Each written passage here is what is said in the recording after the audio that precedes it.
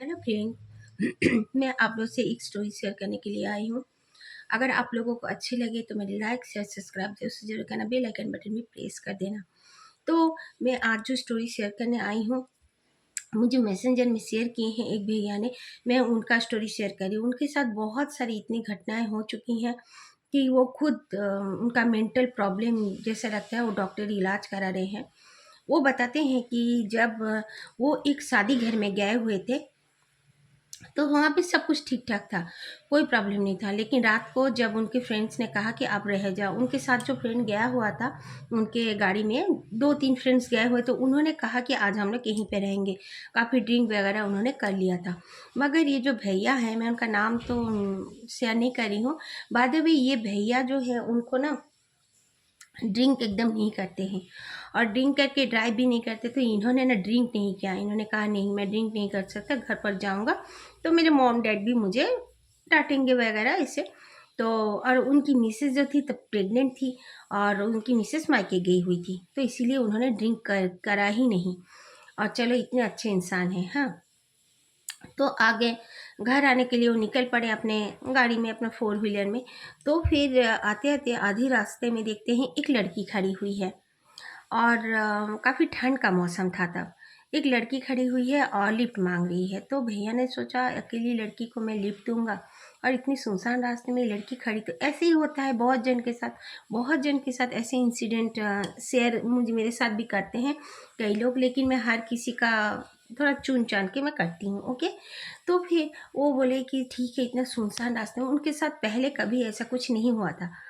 उन्होंने देखा, फिर वो लड़की को पास करके वो चले गए, वो खड़े नहीं हुए।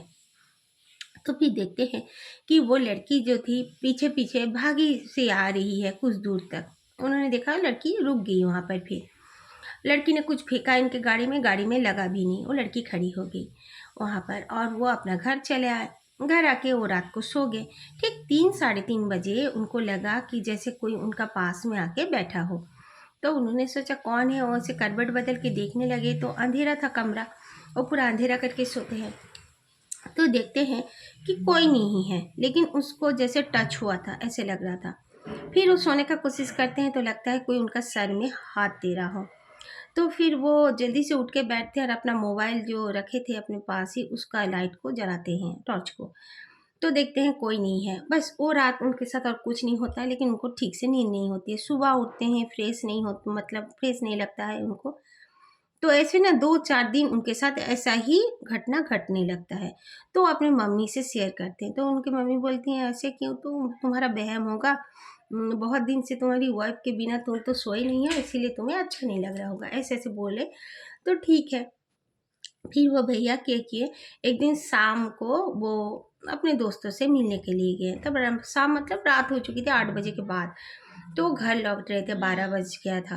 वो अपना बाइक में गए थे, तो आ रहे थे, देख रहे वही लड़की जो सेम टू सेम उस दिन जो दिखी थी, वही लड़की वही कपड़ों में खड़ी है, और इस बार वो काफ़ी हंस रही है। तो भैया काफ़ी डर जाते हैं कि ये लड़की तो वही है। उसी रास्ते से वो आ रहे थे रिटर्न अपने घर, और मार्केट प्लेस से। उनका कॉलोनी में रहते हैं थोड़ा सा। तो वो डर जाते हैं, और फिर वो अपना बाइक को ज़ोर से स्पीडली लेकर भागते हैं। तो चले आते हैं। उस रात वो खाना खाकर अपना सो जाते हैं। सोने के बाद वो सपना में देखते हैं कि वो लड़की बताती है, क्यों, अगर तुम थोड़ा सा मुझे लिफ्ट दे देते तो तुम्हारा क्या बिगड़ जाता, इंसान का कोई मदद क्यों नहीं करता। ऐसे ऐसे सपना देखते हैं तो वो चौंक के उठ जाते हैं।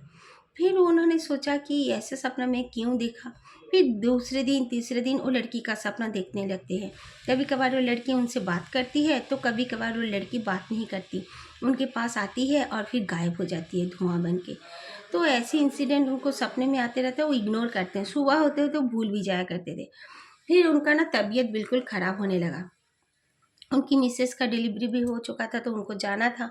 एक दिन के बाद उनको छुट्टी भी मिल गई थी, और उनका तबीयत काफ़ी ख़राब होने लगा। वो चले गए मिसेस के पास। जाने के बाद उनकी मिसेस ने कहा, आप इतने दुबले कैसे हो गए 2-3 महीने के अंदर ही। फिर भैया बोले क्या करूँ। फिर अपने मिसेस के साथ उन्होंने कुछ कुछ अपना वो बातें शेयर किया। तब उसके मिसेस ने उनकी मम्मी से कहा। उनके मम्मी ने कहा ठीक है रुको। वो ना गंगा जल वगैरह उनको छिड़के, फिर उन्होंने कुछ कुछ मंत्र वंत्र पढ़ा। उनकी मम्मी बहुत पूजा पाठ करती थी। माँ तुलसी का वो जो एक माला होता है ना, तुलसी माला, वो पहना देते हैं। उसके बाद भैया का सब कुछ ठीक चलते रहता है। करीब करीब 2 साल सब ठीक था। फिर अचानक से भैया अभी बताते हैं फिर से वही सपना आने लगी है वो लड़की का। वो तुलसी माला जो है ना, वो गिर भी गया है उनका कहीं, उनको पता भी नहीं है। उसके बाद उनको लगता है, उनकी मिसेज़ जब उनके साथ रहती है तो ऐसा कुछ प्रॉब्लम नहीं फ़ील होता है।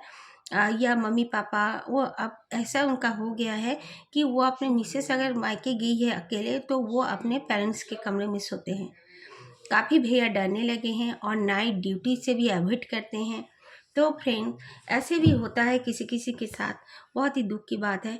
मैं नेक्स्ट एक स्टोरी आप लोगों के साथ शेयर करेंगे, वो है ब्रह्म राक्षस का। वो भी मैसेंजर में ही मेरे पास आया है, तो आप लोग ज़रूर से ज़रूर सुनना। Thank you.